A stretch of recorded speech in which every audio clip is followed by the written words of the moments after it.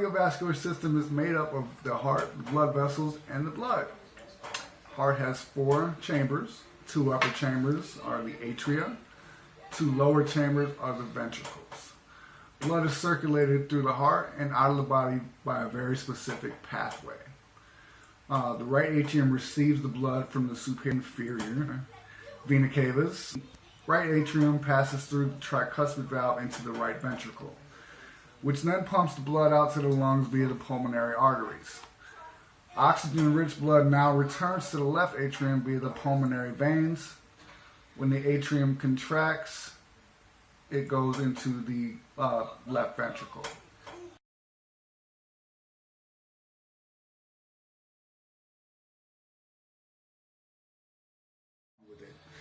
Well, acute coronary syndrome is basically a blanket term for any time the heart is not getting enough oxygen. Many signs and symptoms include pain in the chest, shortness of breath, nausea, and indigestion. It's radiation to the arms, back, shoulders. All right, we're going to do a quick demonstration on how to do CPR. First, you get down on your knees, brother guy. Hey, buddy, you alive? No? Okay. You do 30 compressions.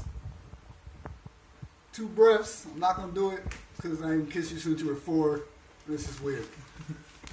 I need somebody to get the AED. Which Jacob is bringing me the AED. Look at the AED. Okay. It's high quality AED. All right. I will take the AED while Jacob continues compressions. Just don't be afraid to break a few ribs. You really gotta get in there. I will turn the AED on. I follow the prompts. And then I take my pads, and I slap one there, slap one there, wait for it to charge. Charging. Analyzing shock rhythm. It says shock.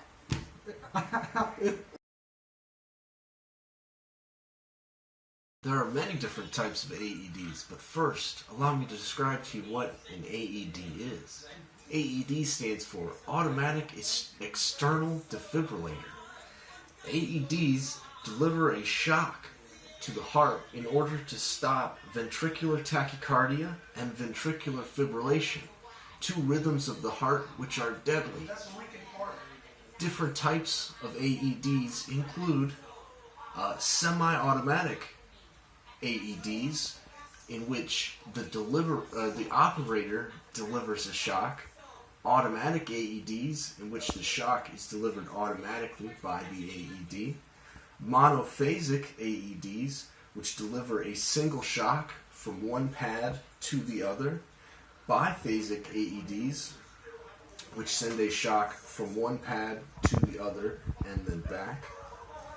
And there are many special considerations for using an AED. The first and most important consideration of the AED use is to make sure that one person is performing CPR while the other person operates the AED. You must make sure that you are delivering high quality compressions before and after the use of the AED if necessary. You must remember that defibrillation comes first before any other methods or forms of treatment for the patient. You must remember to avoid contact with the patient both when analyzing the heart rhythm and when delivering the shock. You must remember to say clear in order to alert everyone not to touch the patient when delivering the shock. Always remember to check the batteries in your AED to ensure that it is functioning properly. And if the patient is not resuscitated after 3 shocks, you must transport the patient immediately. Indications of aspirin include chest pain. The patient is not allergic to aspirin. The patient does not have asthma. The patient is not on any blood thinners or anti-clotting medications. The patient can swallow and has a patent airway. And MedControl has authorized the use Contraindications of aspirin use include the patient is unable to swallow and does not have a patent airway. The patient is allergic to aspirin. The patient has asthma. The patient has an ulcer or a gastrointestinal bleed. Administration of aspirin is 324 milligrams or 481 milligram tabs, which should be chewed by the patient. You should first take a history and an appropriate physical exam of the patient. You should then contact med control.